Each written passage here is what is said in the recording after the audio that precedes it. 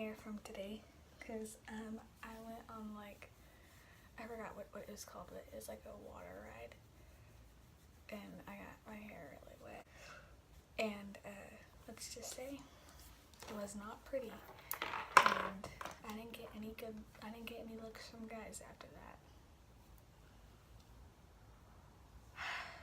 It hurt, but it's all good now, right? I didn't get anybody's Snapchat anyway. Today I'm going to be, or tonight, this morning, I don't know, I'm going to be reacting to scary videos and I'm going to be watching them late at night by myself in this room with my little brother on the bed right there asleep. And I recommend watching this at night too, so you can get scared with me. But if you're not into getting scared, then watch this in the afternoon or the evening. Don't watch it in the early morning because it's never fun watching videos in the morning. I will leave all the videos down below. Little FYI, okay, I am watching this on my TV in my room, so yeah. And also, the video that I'm going to be putting so you guys can watch it, I apologize if there are a lot of annoying notifications on there. My phone's very dry, but still, even one is enough to make you want to like, you know, when you're watching a video.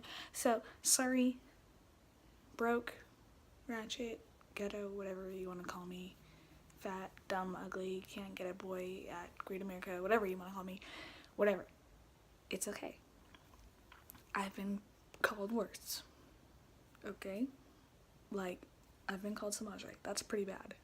Anyway, yeah, okay, go. I don't know if I can do this. I need to get a chair. Hold on. Is this high enough? Oh. Cool. Okay. So, the first video is called Hamster Hell. It's by Lee Hardcastle. It was made 6 years ago, and it has 12 million views. So, I'm pretty sure this one's a good one. So, yeah.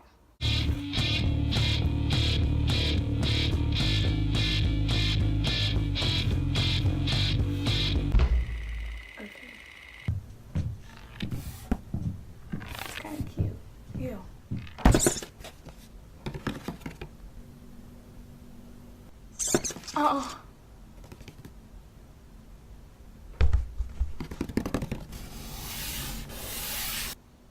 That kid looks like a pedophile. Wow.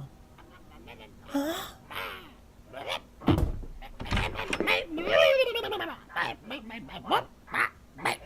No, mommy. This kid looks like he would be a rapist or something in the future, like a murderer.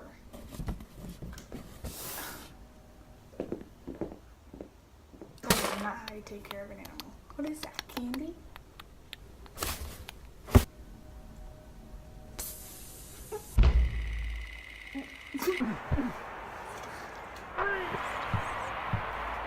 What's plain room? I should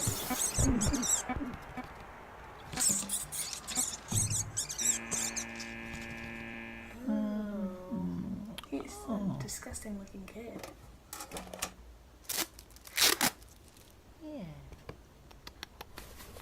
Genius. He's like 7.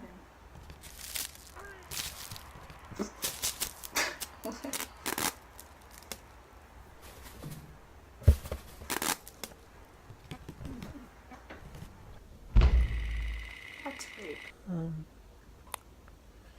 That's not consensual. Don't do that. No. Cool.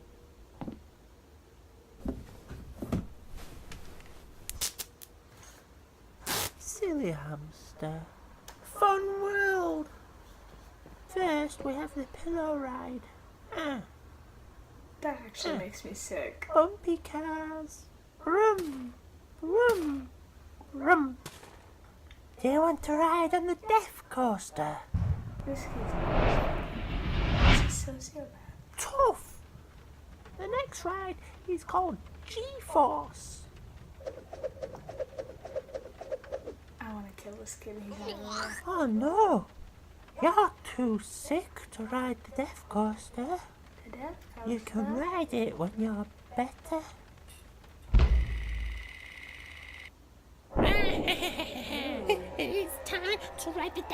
coaster and die. What? Oh, I thought that was real. Ew.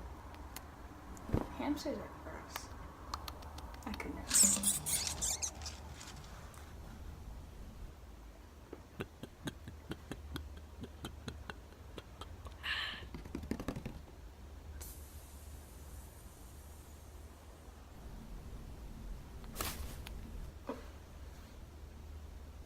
Okay.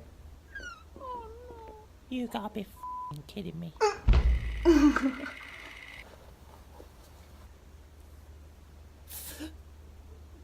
Ew, this kid's got like Dumbo ears.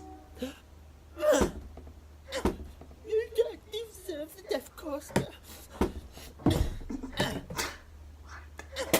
Say hello to your new home. Oh, he's gonna kill them. Maybe that's the whole plot. Stupid hamsters. How do you like your new home? Oh, shit. They're dying. They're dying. And it's all my fault. Yeah, it is.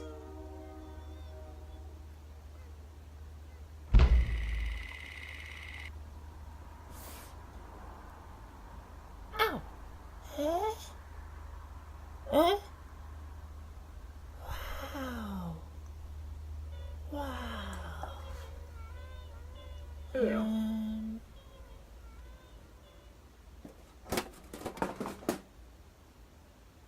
Do not touch the babies.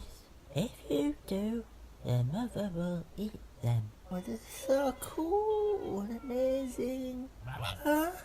That's disgusting. Come in.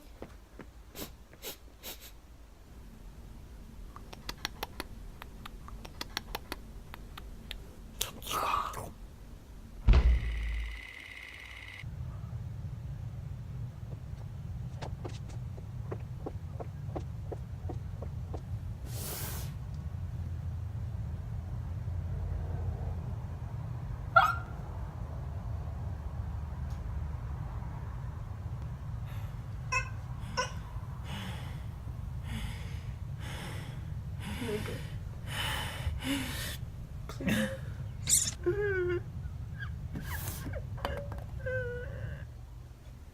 would you do that?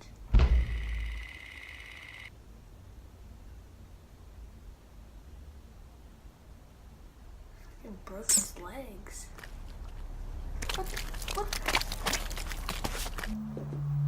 What the heck? Oh, that's not okay. Oh.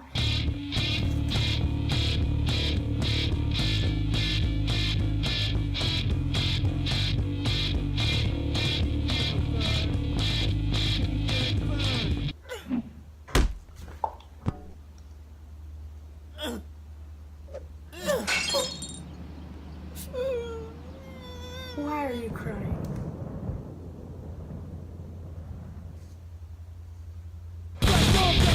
Okay. What the hell? That was the weirdest thing ever. Oh my god, that is horrible. That's just disgusting. Oh my god, that wasn't even funny. That wasn't even scary. It was just graphic and duh. Why would you do that to an animal? That's a future murderer. He literally got the hammer. Like, what the fuck? Oh my god. Okay, on to the next video. So this next video is by Llama Arts, and I've actually seen a couple of his, I hope, hers, their videos, and they've always seemed to make me pretty mad. I don't know. I believe most of them are true. I've never had an experience with a ghost or anything like that, so I can't rule it out, but I've definitely, like, I believe it. I believe that it could happen to anybody. If so many people are coming out and saying this, you can't say that everybody's on drugs, because not everybody's on drugs. Like, a lot of people are, but not everybody. Anyway, so this is a college horror story, the literal title. Anyway, yeah. let's get on with reacting to this thing.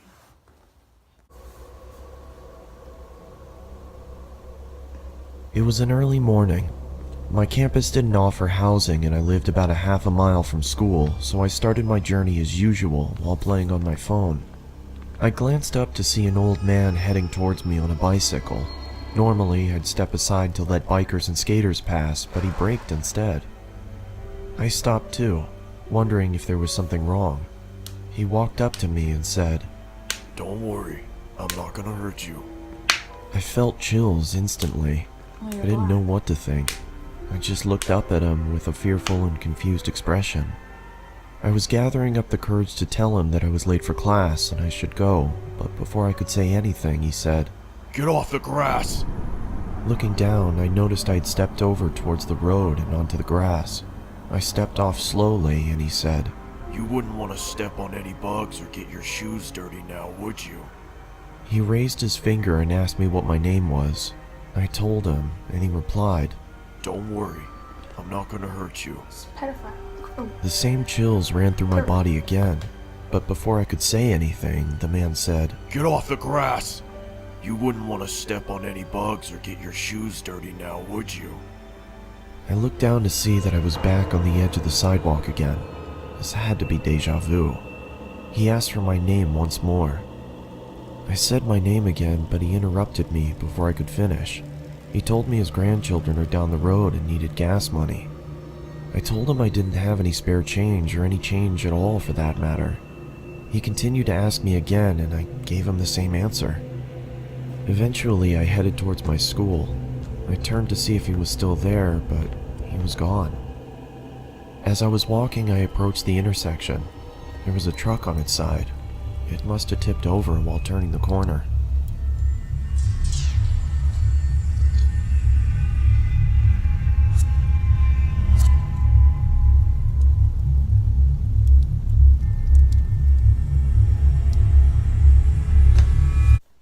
That was weird. That wasn't even scary. That was just weird.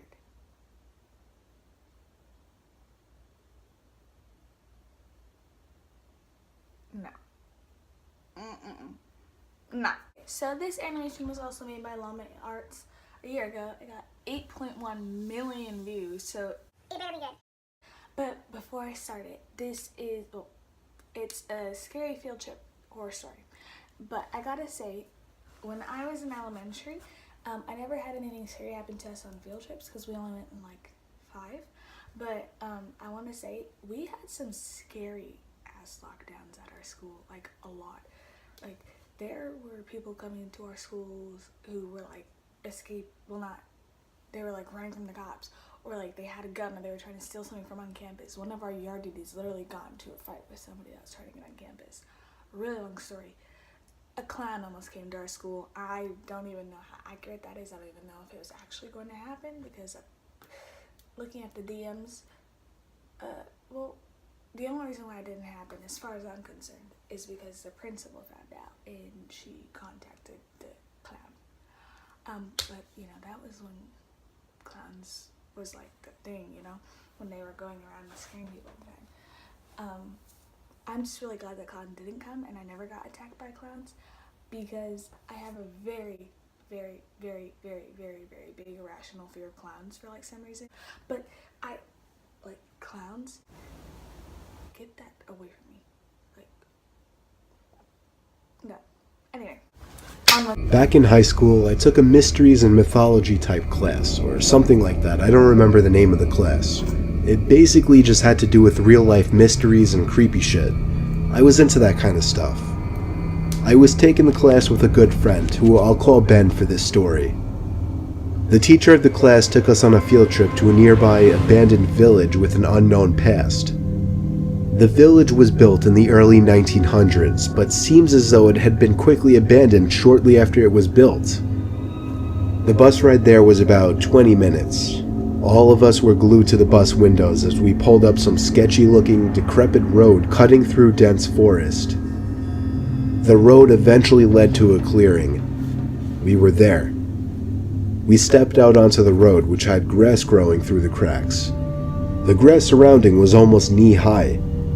Then there were the buildings. The tall, archaic brick buildings with the boarded up windows all gave off such chilling vibes.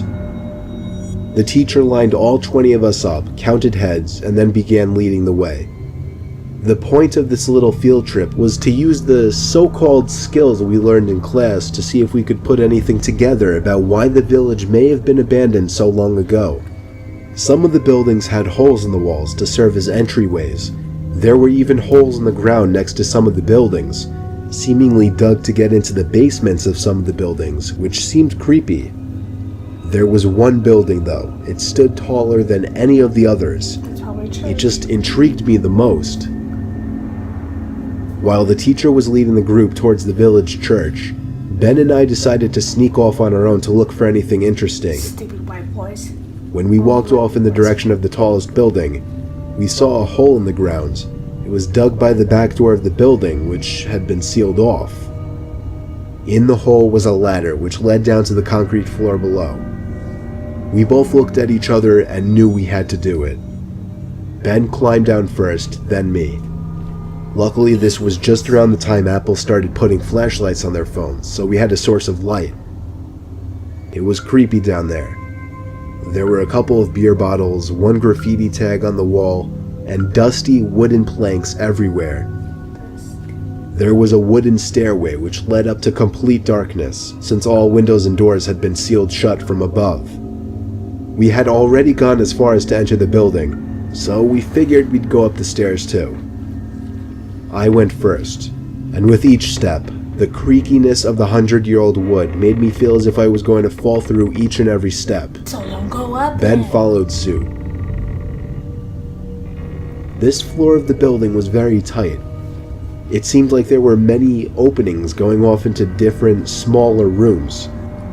It was so dark in there you would never even guess it was daytime. Ben and I were honestly starting to get creeped out in there and agreed to go back outside. But just then, there was a noise in one of the tiny rooms, like a big rock hitting the concrete floor. A normal instinct would be to run, but Ben and I froze, locked eyes for a moment, then both tiptoed over to the opening of the room. We shined the lights into the room and ran. We ran back down the stairs and then up the rusty ladder back outside. We caught up to the group out of breath.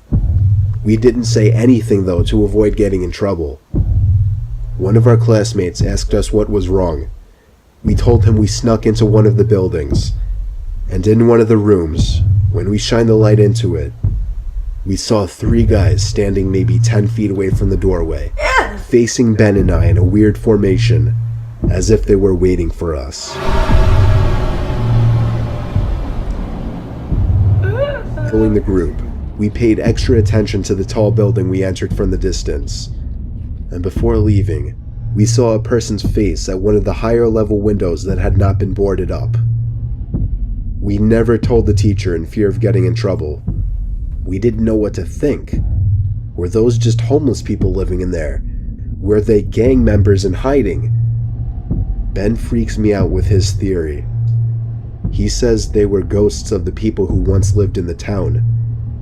Still, the way the 3 guys were just hauntingly standing there so calmly, staring at us the moment we peeked our heads through that doorway, I still can't get that image out of my head.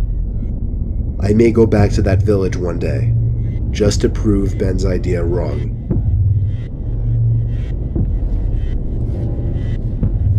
What stupid kid.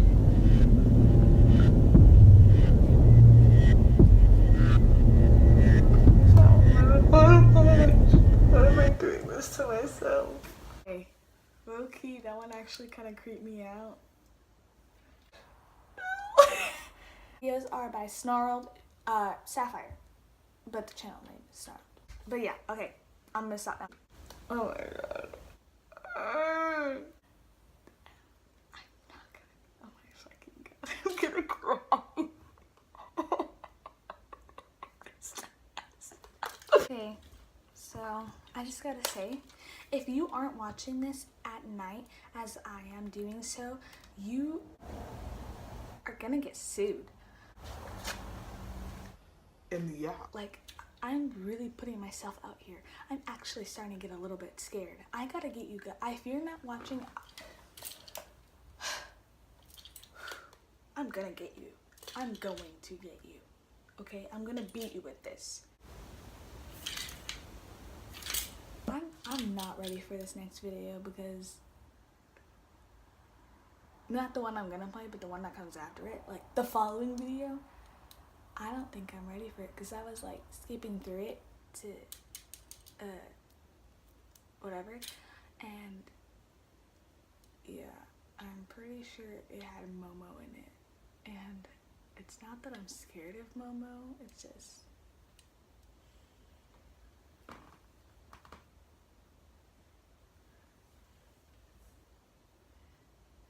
if she was real, because I've been staying away from Momo. I know, oh my god, I'm such a 2-year-old, but I've been staying away from Momo, okay? If I watch this video and she comes all of a sudden,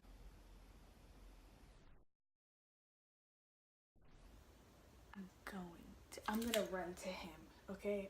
He's my only hope. A 5-year-old is my only hope. I'm so scared right now. Okay, it's okay. Let's get on with the video. Yeah.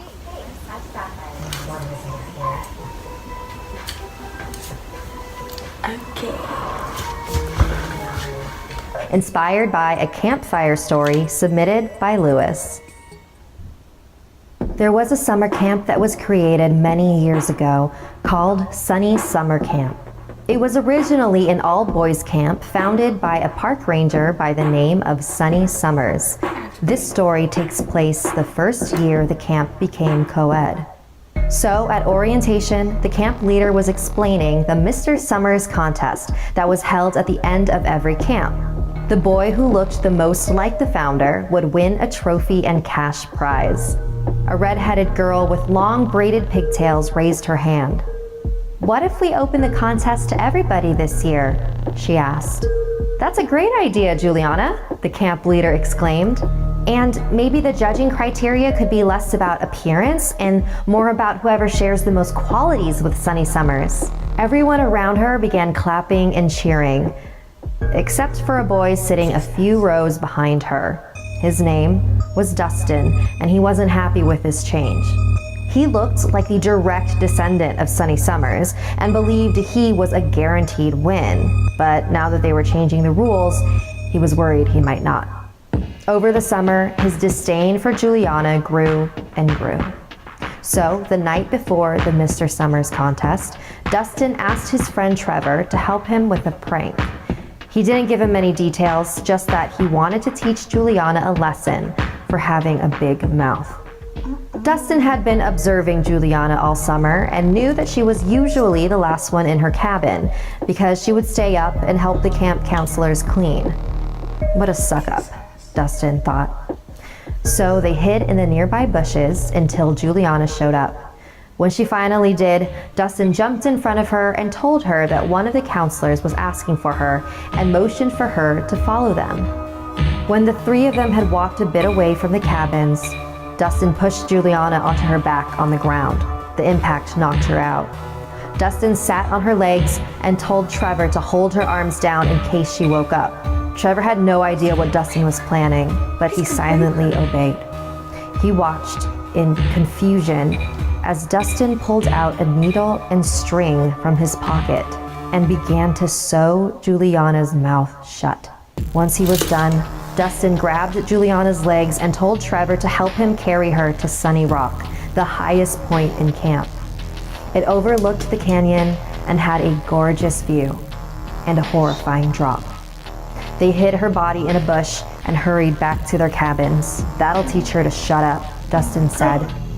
Trevor was speechless, still shaking from the horrific act he was an accomplice to. Dustin noticed.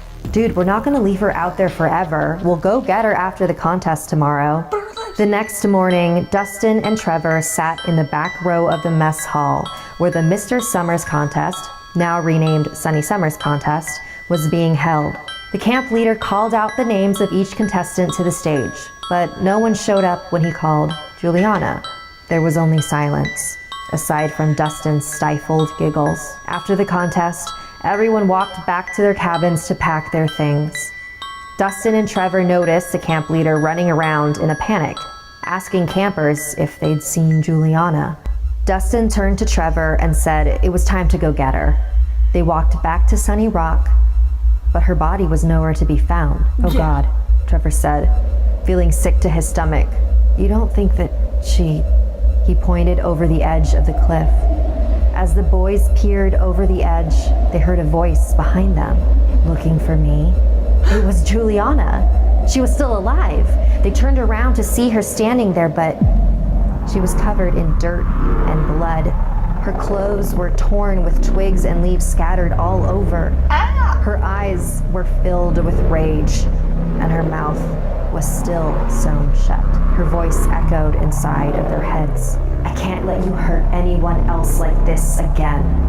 Juliana lunged toward Dustin, which caused him to step back, lose his balance, and fall down the cliff. Trevor couldn't move.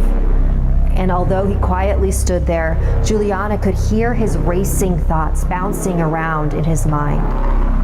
Please, please, please, please, please, please, please, please don't hurt me. It wasn't my idea. I didn't even really do anything. Juliana took a step towards him. Exactly. Many years have gone by since Juliana's death.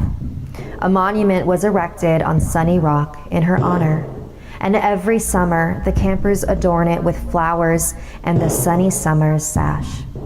Legend has it that Juliana still watches over the camp, protecting those who speak up and punishing anyone who dares to silence them.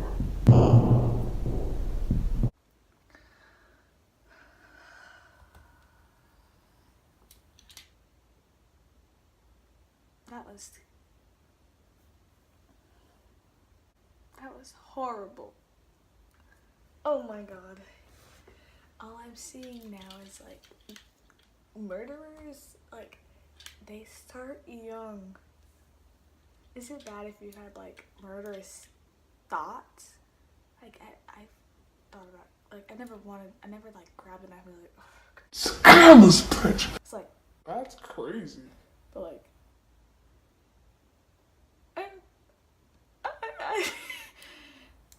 I've had moments where it's like, oh, I could just kill this motherfucker right here. But it's not like anything like I actually think about, oh my God, if I kill them, like, no. I could commit a pretty good murder and probably throw the cops out for a hot minute.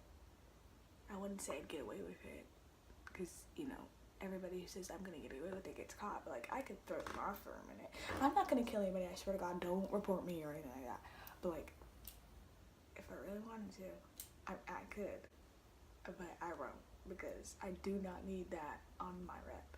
Okay, that is not going to get me a boyfriend. People actually put up with this. Okay, so the next video is by a YouTuber. His YouTube name is Chills. So if you don't know who Chills is, he's like this guy. He's actually a normal looking guy.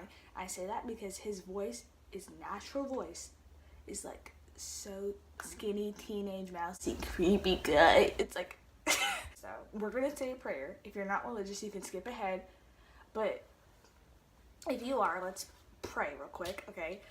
Before we watch this, because I am not trying to summon any. I'm really not trying to die. I'm also trying to not make it. I should be a little bit more quiet. My mom will come and like, she'll take this from me and pop me in it. Okay, let's stay. Lord, as I'm about to watch a video that may or may not end my life, I would hope that you seek over me and you watch over me. You keep a close eye on me and make sure that I did not do anything dumb. Please keep any and all negativity and bad, evil, sorcerer, treacherous things away from me. Also protect my viewers as they are watching this. Keep me safe. If anything happens, please, please, please, please, please allow me to get away safely. Amen. Okay, that should hold me down. Okay, it's time to watch this video. So, I'm very scared for this video. and I don't necessarily know why. What the? Okay. I'm very scared for this video. I'm so scared I think I might cry. It's probably not even gonna be that scary. But he literally uploaded it 3 weeks ago and it's already got 1.2 million views. I know it's not necessarily the most he's gotten, but it scares me so much. So I brought my blanket so I can bundle in it and cover my eyes if there's a ghost video, because I don't do ghosts.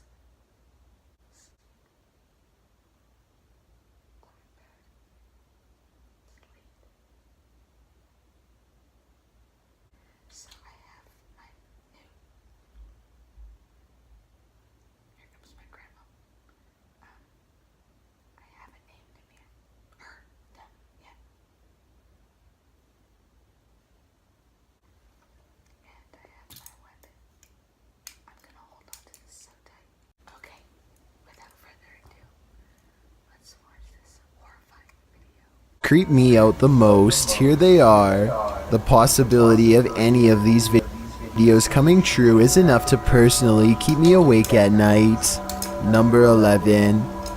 A team of ghost investigators patrol through a dark farmhouse at 3 a.m. and set up their equipment. Suddenly their thoughts are interrupted by an overwhelmingly powerful force.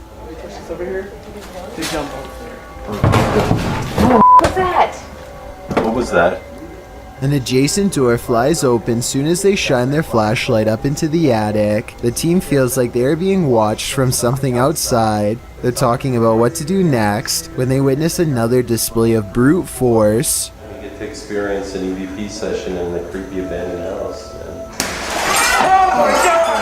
Something smashes the window out and they see what appears to be a white apparition slowly walking away. The object has no distinct shape and somehow seems to be both near and far at the same time.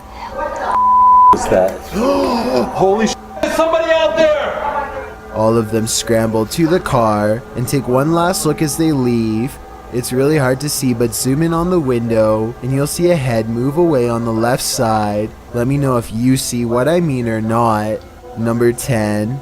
Salvador Miglino goes to pick up his child for a custody visit, but finds his mother-in-law waiting for him instead.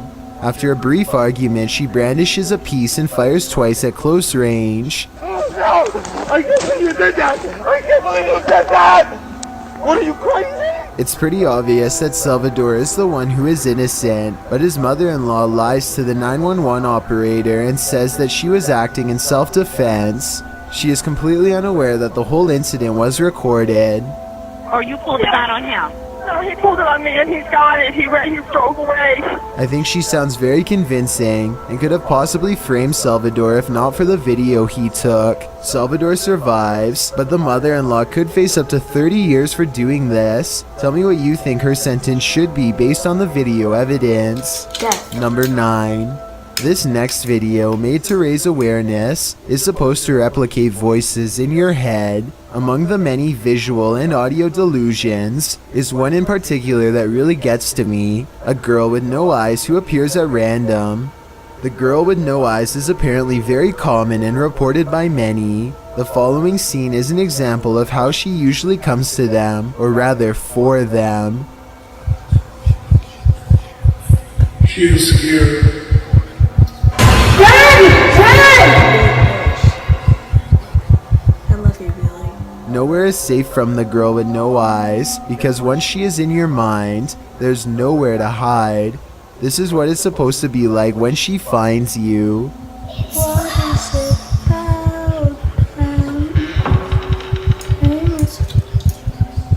Oh, this is fake. This is fake. This is fake. It's No one knows why so many people have reported seeing the exact same figure. Maybe it's a subconscious manifestation of a common fear we all have. Or maybe it's some type of possession that's driving people to madness. If this video is just a simulation, then I can only imagine how terrifying the real thing must be face to face. Number 8. fake. Caught on a Canary home security camera. This cam caught two men entering into a home at night through a window in the kitchen. The shadows of the intruders can be seen moving room to room before their pacing finally wakes the homeowner. He triggers the alarm and it sends the men fleeing.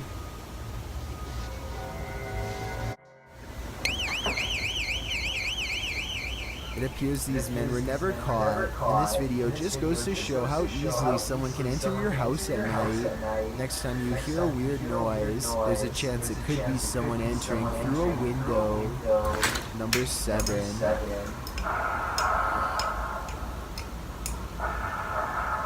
What you are hearing is the heavy breathing of a man who took the lives of 14 people. This message was left on the answering machine of one of his targets during the 70s.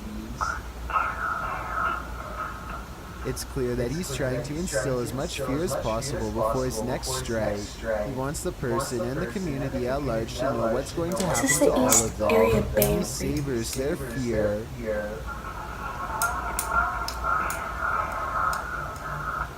The message is so over the top that I think most people would have had a hard time believing it was real. But if you ever receive a message like this one, remember that there are people out there who are not fooling around and will hold themselves to their word. Number 6. Jay Duncan is at home with his wife and daughter. When he looks out his door and sees a total stranger in rough shape, the man is having a fast-paced conversation with no one but himself, and he can't hold still for a single second. He's just out there, man. Don't go away. When he finally notices Jay a full minute later, his first move is to immediately try the door. You can only imagine what this intruder would have done next had he gotten inside. Instead, he throws his hands up in exasperation, as if they have no right to keep their front door locked. He barks a series of threats and demands to be let in. I think he basically says he's through playing games with them, whatever that means. I'm done playing games with these boys too. They snicker at him through the door until he gives up and gets into a relatively upscale truck to leave. Obviously, if he has a truck, then he also has a warm place to stay, which makes me wonder why he wanted to get into Jay Duncan's home to begin with. I think that maybe this person might have been out of their minds and thought they were outside of their own home. If so, I really hope they don't come back when Jay Duncan is asleep at night and try to cocaine ruin your brain. Please don't do cocaine. Okay, here's a weird one. The closet door in this bedroom keeps opening by itself, but before I even get into that, look what happens with the lamp. Somehow the bulb becomes extremely bright and goes back to normal despite lacking a dimmer switch. After that, the closet door swings open seemingly all by itself. Tell me if you see any signs of human interference here, because I see none whatsoever. No.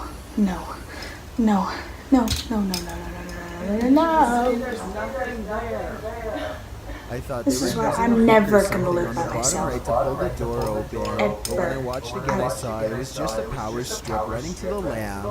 If anything, the door actually moves the strip out of the way, not the other way around. The closet looks too full to hold another item, but who knows what else was in there staring at them from the other side. Number 3. If the backstory to this video is real, then none of the friends you are looking at here are still alive. Their families gave police permission to release this video in hopes of solving what happened to them. At some point during their final car ride together, they go through a lonesome old tunnel in the middle of a private country road. They don't think much of it until they come across the same tunnel again, and then a third time. They are driving in a straight line and not a circle. Yet this creepy location keeps greeting them as if they never left. It only gets worse when the engine stops working. If you think this video is fake, then please take a moment and tell me how they were able to make it look like their car breaks down. Just over here, I don't want to see. Anyway, not too long after their car stops working, a song skips on the radio and this figure heads straight their way. And when the car works, they go to reverse. You can see the figure immediately appears behind them in return. I think this last part looks like it could be an amateur horror movie, to be honest, but tell me if this part is editing or not, and then we'll know the real truth. Number 2, YouTube won't even let me utter the name of this next video, but you probably are already familiar. More and more videos of innocent shows on YouTube are being infiltrated by this horrifying character who is bent on separating people from their innocence. One moment you're watching a normal video, the next moment this floating head fills the screen.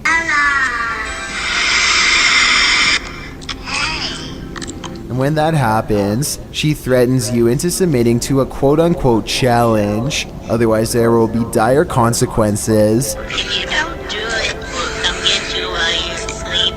And she will stay patiently to make sure you do each and every last step correctly under her incessant gaze. Even if this is just the work of some very twisted sickos, the thought of people obeying will definitely keep me awake at night. We never know where she will pop up or what she will ask them to do next. Number 1. In 2014, this man took the lives of 12 people in a movie theater. This psychiatrist interview after his arrest was recently released to the public.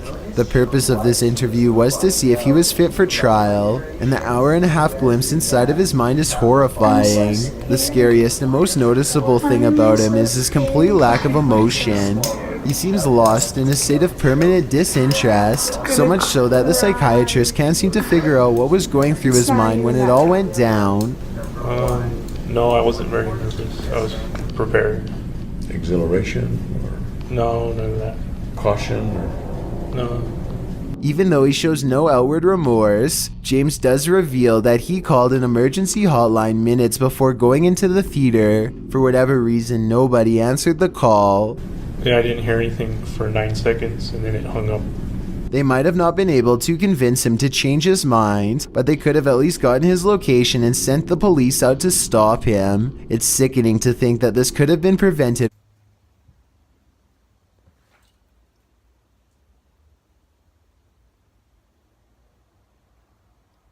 I swear. I thought I heard my mom calling.